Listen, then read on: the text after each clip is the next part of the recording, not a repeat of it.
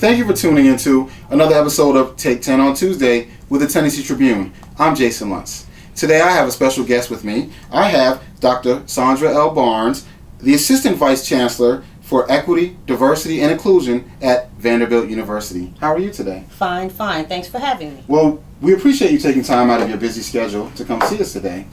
So I've been hearing a lot about the work you're doing at your office at Vanderbilt, and I know that you've been focusing on something called unconscious bias. Exactly.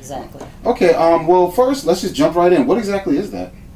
Well, unconscious bias is defined as a prejudice or unsupported judgment about either a person, a group, an organization, or institution based on incomplete information. And generally, unconscious bias takes place cognitively, and people are often unaware that they're actually engaging in unconscious bias. And so one of the troubling pieces about this phenomena is that it tends to favor one group over another group. And in the broader scheme of things, it tends to favor majority members more so and disfavor minority members. And so because this phenomena often happens kind of unconsciously, then especially when people are trying to make quick decisions or they're under pressure or they have a tight deadline, there are some really important and somewhat negative implications or outcomes if you could think about persons making these really quick decisions that are biased or that are prejudiced.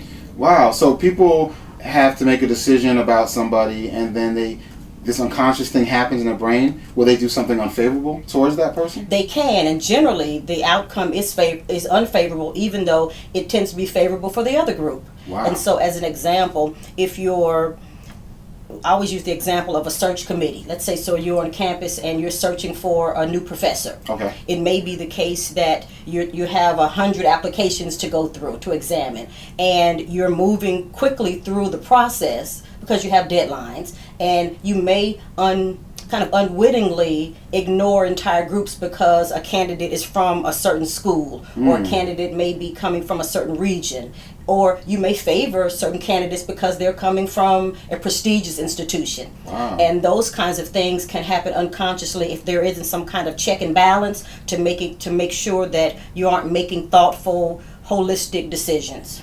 So the unconscious bias, so when I first heard it, I thought race or gender, but it can be all types of things. It can be race, class, gender, it could be able-bodiedness, it could be region, language, anything that identifies difference in people, groups, or organizations. So Nashville is a city of transplants, for example, and there could be a candidate who could be a perfect, but he may be from the Northeast, New York City, and an unconscious bias could be just automatically disfavor him because we may feel he might not get along in this environment because he's not from the South, or something simple as that. Exactly. But the implications, if you can imagine, are far-reaching because you're talking about, let's say, someone who may have been a viable candidate or a great person for the position, and he or she is not going to be hired. Also, you're influencing their life trajectory. So the outcomes can really be dire.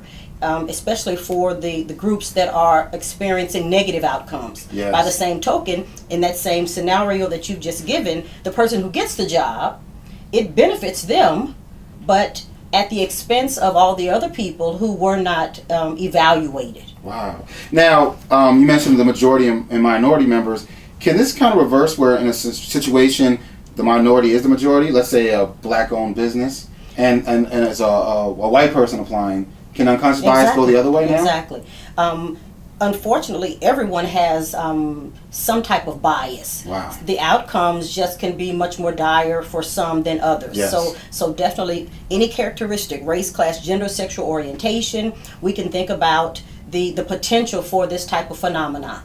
And so what we're interested in terms of our programs and the kind of training that is taking place at Vanderbilt, and especially the systemic work we're trying to do, is to help people to, number one, identify and uncover and then acknowledge unconscious biases, and then think about the ways in which we could potentially combat them in a systemic way. Okay. Now, when you're working with diversity and inclusion, how important is it to understand how unconscious bias can affect people?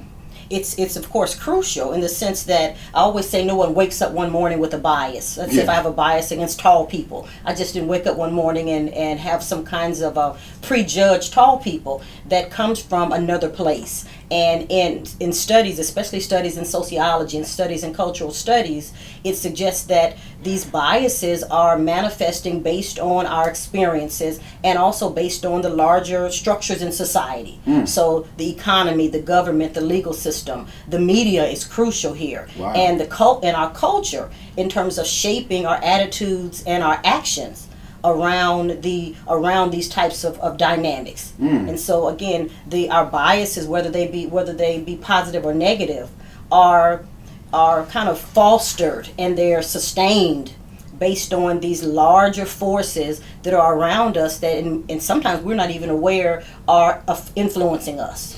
Man, well, that's heavy. And it actually made me wonder, and I don't know if I should ask you this, but I'm wondering, is there any study in unconscious bias and how it affects this current political season?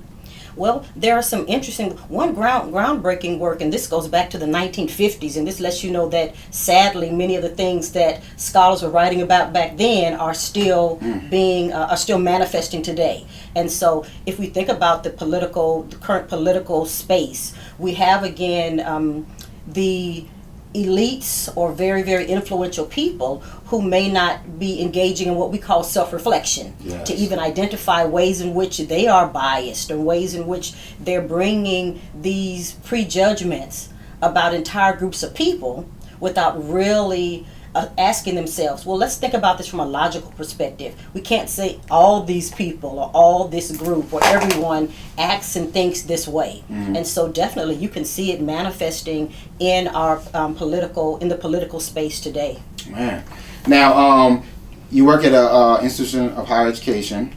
Is there anything while you're studying this subject that you're trying to implement to help faculty and staff and students? Exactly. And one of the great things about what we're trying to do in the Office of Equity, Diversity, and Inclusion is to collaborate with other institutions on campus at Vanderbilt. And so right now we have this macro level, or again, this campus-wide initiative where Dr. George Hill, who is the Vice Chancellor for Equity, Diversity, and Inclusion, we have the Vice Chancellor and Provost, Susan Wente, we have the Vice Chancellor of Administration, Eric Kopstein.